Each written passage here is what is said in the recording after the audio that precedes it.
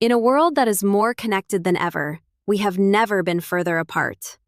We move through rooms filled with people, exchanging words like currency, yet we leave those interactions feeling spiritually bankrupt.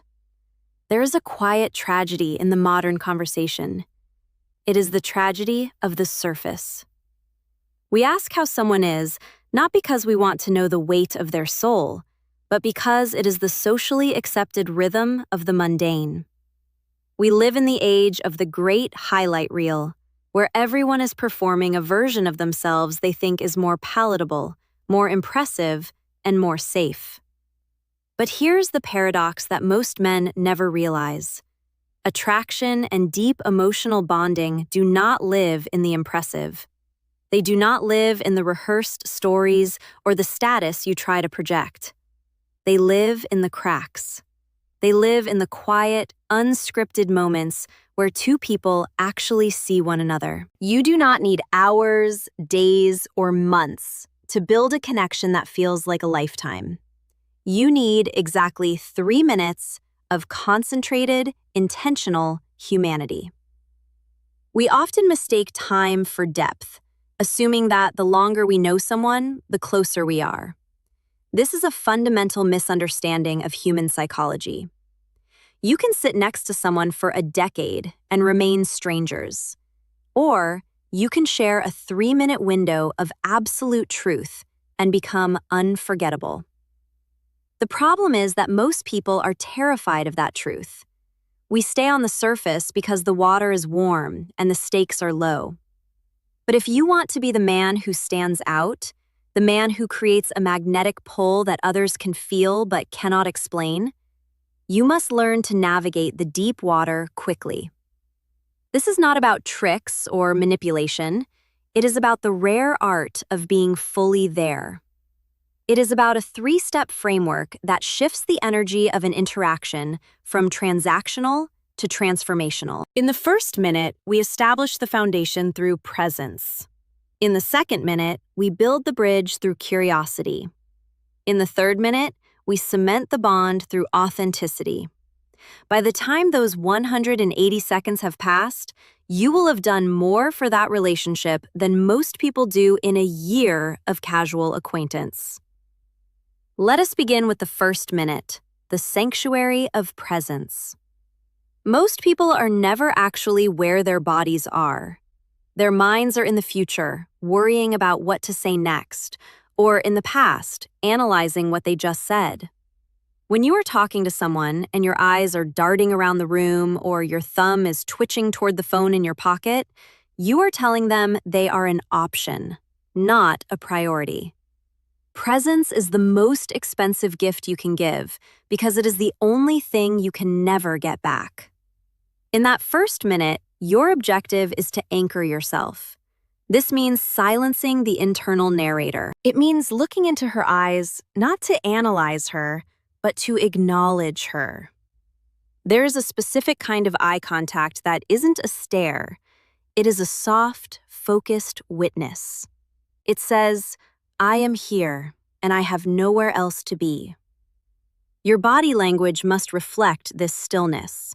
When you square your shoulders, slow your breathing, and give someone your undivided focus, you create a vacuum that pulls them in. People are so used to being half heard that when they meet someone who truly listens, it feels like a physical sensation. It feels like warmth. You are creating a safe harbor in a storm of distractions. In this first minute, you are not even focused on words. You are focused on the energy of being still. You are signaling to her nervous system that you are a man of high value because you are not rushed. You are not desperate to fill the silence. You are comfortable in the space between. This stillness is the foundation of trust. Without it, your words will carry no weight, but with it, even a simple comment becomes profound. Moving into the second minute, we transition from presence to curiosity. This is where the bridge is built. Most men use curiosity as an interrogation. They ask, "What do you do for work?" or "Where are you from?" These are dead-end questions that require no emotional investment. To build a deep connection, you must ask questions that target the why and the how of her experience. You are looking for the emotional resonance behind the facts. If she mentions she is a designer, do not ask how long she has been doing it. Ask, what was the moment you realized you had to create things to feel alive? This is a question that invites her to look inward. It signals that you are not interested in the resume version of her life, but the real version. Curiosity is an act of exploration. You are an archaeologist of the human spirit. When she speaks, do not wait for your turn to talk. Listen for the emotional keywords, the words she says with more emphasis, the topics that make her hands move faster. When you find one, lean into it. Curiosity is magnetic because it makes the other person feel like the most interesting subject in the world. It is the opposite of narcissism. By being intensely interested, you become intensely interesting. You are showing that you have the emotional intelligence to perceive the nuances of her personality. This second minute is about stripping away the small talk and finding the common humanity. It is about creating a space where she feels she can share something she hasn't said 3 times already today. When you ask a question that makes someone stop and think, you have already won. You have broken the autopilot of their social interaction. Now they are present with you because you have challenged them to be. Finally, we reach the third minute, the courage of authenticity. Presence opened the door. Curiosity built the bridge, but authenticity is what allows you to cross it. This is the moment where you must be willing to be seen. You have spent 2 minutes focused on her and the space between you. Now you must reveal a piece of yourself that isn't polished. Authenticity is not about oversharing your trauma or listing your failures. It is about being honest about how you feel in the moment. It might be as simple as saying, I'll be honest, I usually find these kinds of events exhausting, but talking to you feels like a breath of fresh air. Or, I'm someone who values depth over everything else, and I can tell you're the same way. This is the Me Too moment. When you share a genuine reflection, an observation, or a slight vulnerability, you give her permission to do the same. You are taking off the mask first. Most people are waiting for someone else to be real so they can feel safe being real. When you take that lead, you are showing leadership and high status.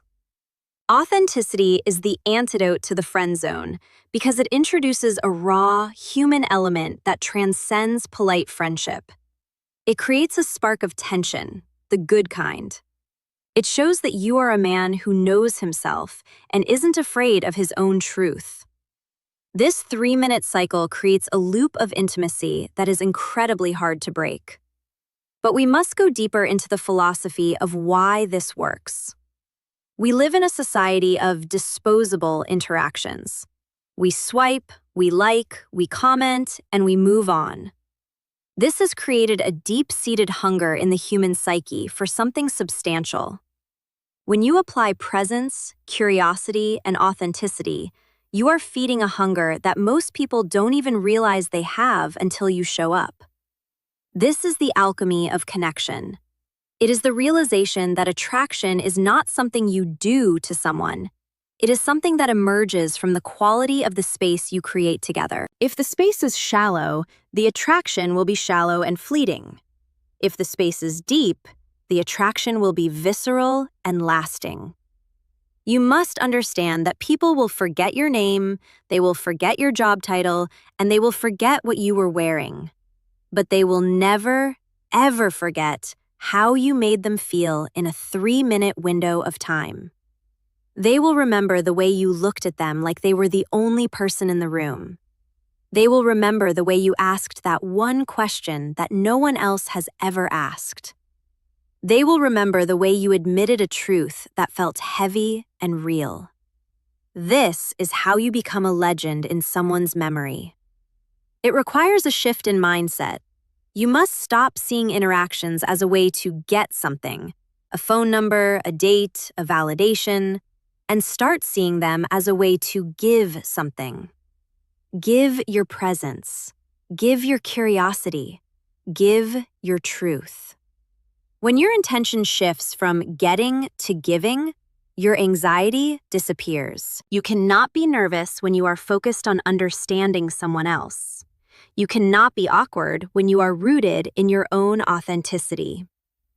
The power dynamic shifts in your favor because you are the one providing the emotional value. You become the anchor in the room. This philosophy extends beyond romance. It is the key to all high-level human influence. Whether you are talking to a CEO, a stranger at a bar, or a longtime friend, the rules of the 180-second window remain the same. The depth per second is what matters. To master this, you must practice the quiet mind. You must learn to be okay with the silence that often precedes a deep moment. Do not rush to fill it with chatter. Let the silence breathe. Let it build a little tension. Often, the most profound thing you can do in that third minute is to just look at someone and smile, letting the connection you've built sit there without words. It shows that you are comfortable with the intimacy you've created. Most men panic and break the spell by making a joke or shifting the topic. Don't be that man. Hold the space. If you want to change your life, start timing your interactions not by the clock, but by the level of truth you've reached. Challenge yourself to reach that third level, authenticity, with everyone you meet. You will find that the world opens up to you in ways you never expected. People will start to seek you out. They will say things like, "There's just something about him," or "I feel like I've known him forever." That is the result of the 3-minute strategy. It is the result of choosing depth over surface and courage over comfort. It is the path of the mentor, the leader, and the man of impact. As you move forward, remember that every person you encounter is a hidden world waiting to be discovered. You have the key to that world. The key is your attention. Use it wisely, use it fully, and use it with the intention of leaving every person a little more seen than you found them. In doing so, you don't just build connections. You build a legacy of meaning in a world that desperately needs it. This is the true power of presence.